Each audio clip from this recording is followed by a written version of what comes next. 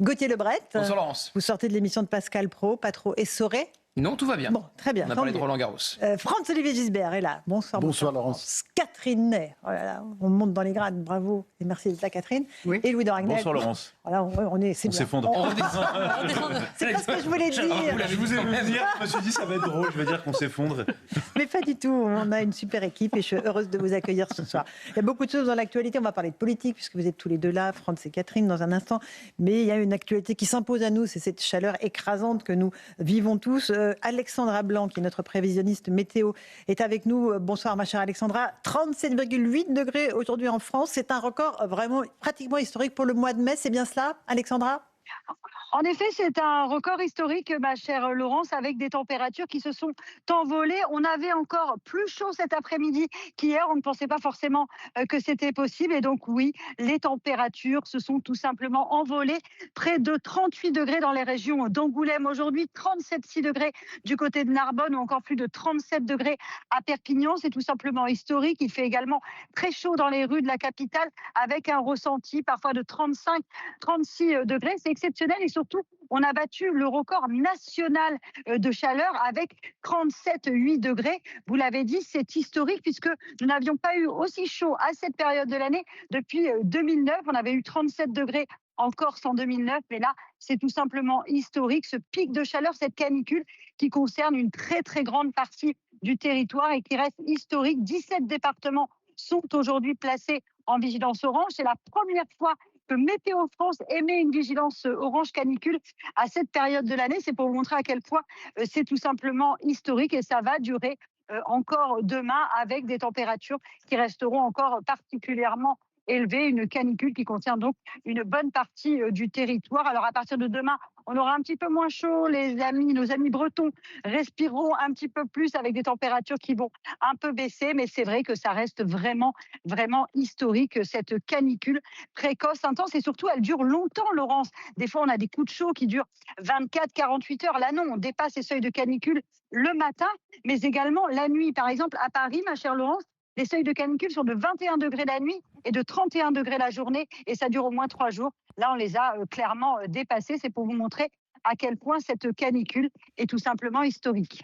Merci beaucoup, ma chère Alexandra Blanc, pour ces prévisions. On sait que ça va commencer à baisser à partir de samedi. Mais on sait aussi, par exemple, dans les Landes, à Souston, je le disais, la température est montée à 53 degrés dans une école.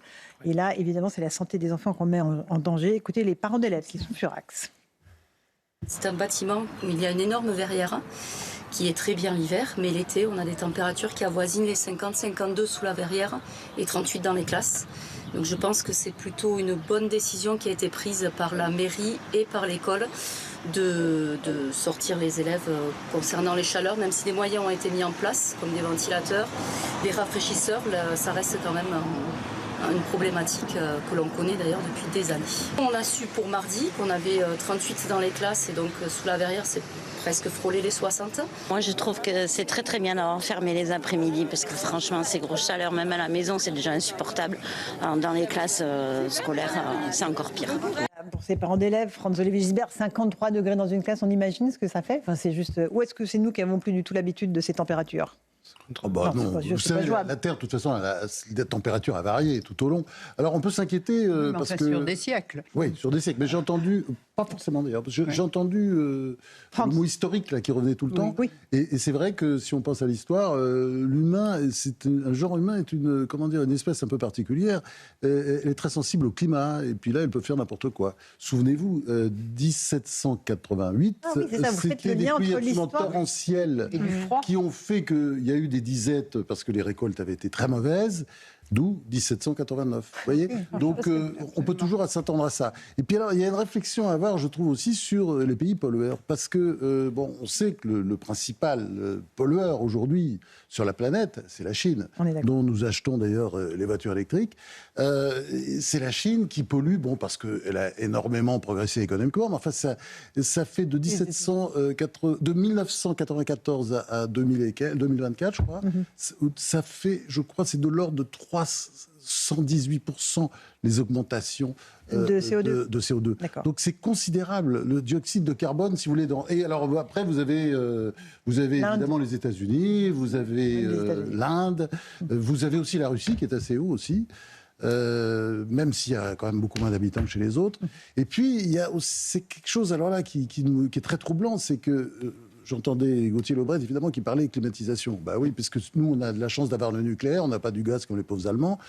On a du nucléaire. Bon, ils n'avaient qu'à pas fermer leur centrale, les pauvres Allemands. On peut faire de la climatisation. Si on fait des programmes de climatisation, il faut de l'argent, on n'a plus d'argent. Ça, c'est mais ça, c'est le choix, c'est toujours le choix. Éric Ciotti, il a lancé un plan de climatisation dans toutes les écoles de Nice, dans toutes les classes de Nice.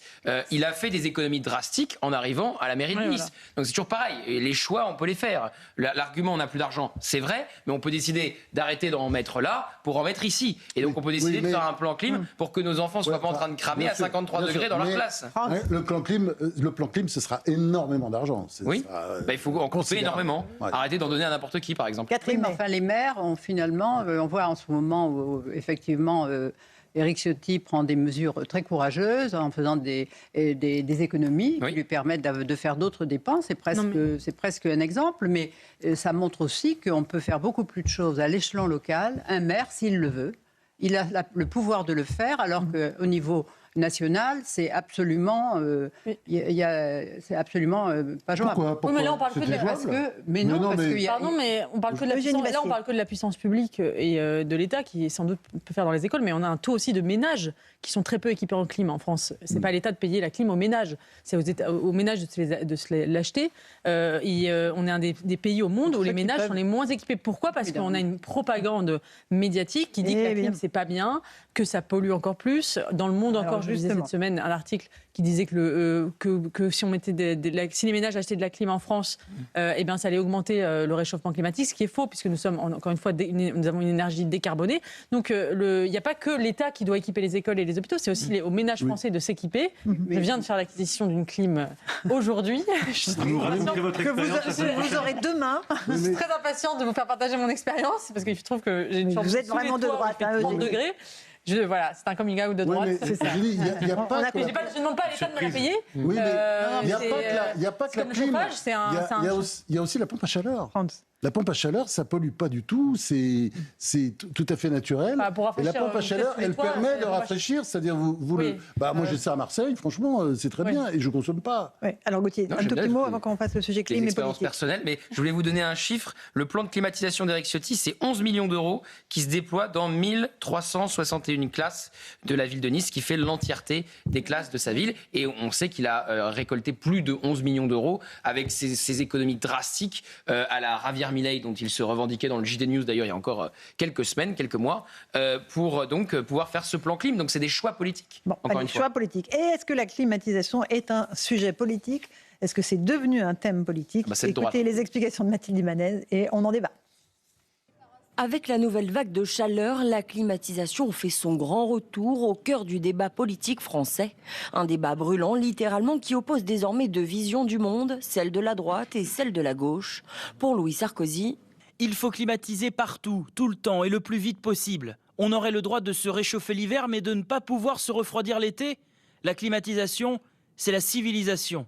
Marine Le Pen, elle propose à nouveau un grand plan de climatisation, une idée qui fait réagir l'exécutif, notamment Roland Lescure. Marine Le Pen nous censure sur la programmation pluriannuelle de l'énergie qui vise à électrifier la France. À gauche, l'idée de tout climatiser donne des sueurs froides à Marine Tondelier. Si vous dites à une famille précaire ce que fait Marine Le Pen, que la solution est de climatiser leur maison, qui va payer la facture quand vous allez climatiser en fait les oiseaux, puisque vous n'êtes pas isolés ? Alors, la clim est-elle un sujet politique ? Si oui, elle est de droite ou de gauche ? Nous avons posé la question aux Français. Pour moi, ça n'a rien à voir. Pour moi, c'est une question déjà de moyens et après, c'est une question des personnes, s'ils en ont besoin ou pas besoin. La climatisation, devenue en quelques étés un sujet hautement politique, comme si régler un thermostat revenait désormais à choisir son camp. Alors qu'au fond, le vrai débat porte peut-être ailleurs. Comment protéger tout le monde de la chaleur sans transformer chaque logement en bunker réfrigéré ? Mais voilà, ça suscite les passions, ce sujet, Éric Nolot. Vous êtes de droite ou de gauche sur la clim ? La clim est de gauche. La clim est de gauche. Oui, les écolos nous disent... Il n'y a qu'en France, mais il n'y a qu'en France qu'elle est de gauche. Non, mais les écolos nous disent pour pour prendre les transports en commun. Pour prendre les transports en commun, il faut qu'ils soient climatisés. Alors à chacun son expérience, moi je n'ai pas encore la clim. En revanche, je prends beaucoup de bus pour venir à CNews notamment, c'est l'enfer. Mais pourquoi vous dites que c'est de gauche la clim? Parce que si vous voulez que les gens prennent les transports en commun, il faut climatiser les transports en commun entièrement. Mais en fait, ok. Et en fait, donc c'est complètement contradictoire. T'as qu'à prendre le métro, hein. C'est pareil. C'est frais. Non. Non, c'est pas vrai. J'en viens. Oui, mais ça dépend des lignes. Bon, alors, non, mais alors c'était sans doute de l'ironie de la part d'Éric, c'est complètement de droite, puisque on l'a vu encore dans le sujet, c'est stigmatisé par la gauche, par les écolos dont Marine Tondelier.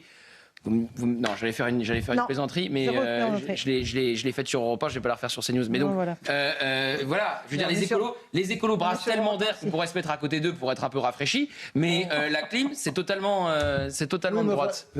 La clim, si elle est alimentée par l'électricité produite par le nucléaire, où est le problème? Alors, si on continue comme ça, les toasts, les réfrigérateurs, c'est de droite. Mais malheureusement, tout devient politique maintenant. Mais c'est un drame que ça soit de droite.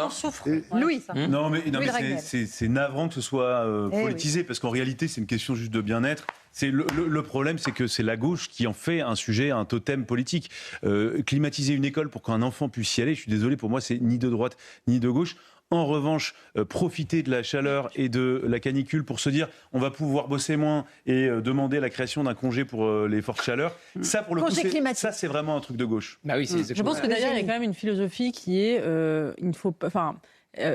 on ne veut pas s'adapter, les propositions d'adaptation au changement climatique ne sont pas poussées par la gauche parce qu'il faudrait, en fait, pour eux, ce serait une forme de fatalité, ce serait s'adapter à quelque chose qui n'est pas, que l'on pourrait contrer. Et je rappelais tout à l'heure le tweet de Manon Aubry qui, moi, m'a sidéré, où elle a tweeté une carte de la France avec les températures toutes rouges, 35 degrés, 38 degrés, et elle a dit votez bien en 2027. Comme si Jean-Luc Mélenchon était élu, la température allait baisser en France. Oui, c'est ça, c'est pas de la publicité mensongère. Oui, déjà qu'il fait monter la température dans l'hémicycle.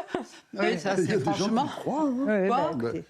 Mais voilà, comme si il suffisait de délire Jean-Luc Mélenchon ou une personnalité écologique pour que la température baisse, alors que la France est responsable de très peu d'émissions et que malheureusement, on aurait beau avoir le gouvernement le plus écolo du monde, sa trajectoire ne changerait pas celle du réchauffement climatique. C'est l'un des rares domaines où la France est bonne élève. Hein. Si on regarde bien, on est très mauvais élève sur la dette, maintenant sur l'immigration, si on compare au reste de l'Europe, on est vraiment le mouton noir. Et bravo, sur cette question-là, on est bon. Catherine, oui, mais enfin, on est aussi victime de la géographie. Là, j'ai vu des géographes qui montrent que le dôme de chaleur, la France, quand ça se reproduit, c'est la France et l'Italie qui sont les pays européens les plus touchés. Ouais. Donc là, on a beau faire des efforts... on n'y est pour rien et malheureusement notre douce France, là encore, elle est un peu moins douce. Surtout, il y a une réunion de crise à l'hôtel de Matignon. On ne sait pas vraiment à quoi ça sert, mais il y a des ministres autour de Sébastien Lecornu, Pauline Tresner, Jean-Laurent Constantini. Vous êtes devant. Est-ce qu'on sait de quoi il s'agit? Est-ce qu'il y a des mesures qui vont sortir du chapeau ou pas?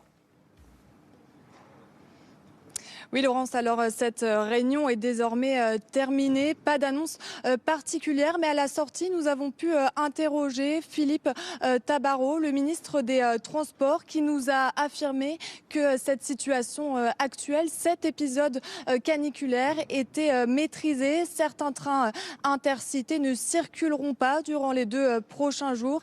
Et le ministre a également tenu à s'excuser concernant cet incident dimanche, durant lequel des passagers d'un train Paris-Nice ont été bloqués pendant plusieurs heures, tout en demandant à la SNCF de mettre toute la lumière sur cet incident. Et un participant à cette réunion nous a également parlé des établissements scolaires, ces bouilloires thermiques. Vous en parliez tout à l'heure. Sébastien Lecornu aurait été agacé durant cette réunion car ces questions du bâti scolaire sont sous la responsabilité des collectivités et non du gouvernement, selon le Premier ministre. On l'a entendu à plusieurs reprises à la sortie. L'État n'est pas responsable de ces fortes chaleurs. Merci Pauline Tresner, Jean-Laurent Constantini. Voilà, c'est la réponse. On a la réponse. Oui, c'est pas de la faute du gouvernement. évidemment que l'État n'est pas responsable de la météo. Non, mais ce qui est vrai, c'est que c'est les mairies. La mairie de Paris, la mairie de Paris est contre la climatisation, il faut le dire. Absolument. Non, Elle voulait faire un plan volé en rajoutant des volets parce qu'il fallait pas. Ils sont contre la démonstration de Gauthier sur Nice montre que effectivement on peut simplement un mot sur cette réunion, c'est juste de la communication. Il n'y a pas besoin de réunir 10 ministres pour faire pour ne pas prendre de décision. Un bilan carbone sympathique. En fait, tout le monde sait ce qui s'est. Enfin, personne n'a rien appris. Il n'y a pas eu de décision qui a été prise. Il y a une raison. Et par ailleurs, ça pourrait, il pourrait ne pas y avoir de ministre autour de cette table. Oui, il y a une raison. C'est les incendies. C'est les incendies.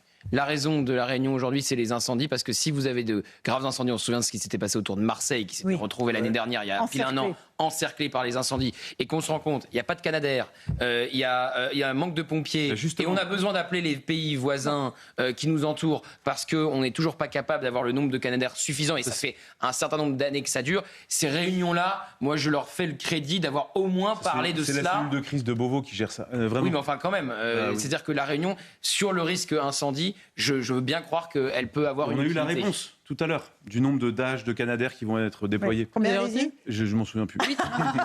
8. C'était le porte-parole de la sécurité civile. Bah oui, mais il fallait écouter. Vous avez donné le chiffre, 12 Canadair et 6 Dash. C'est rien. Allez, et 2 hélicoptères aussi.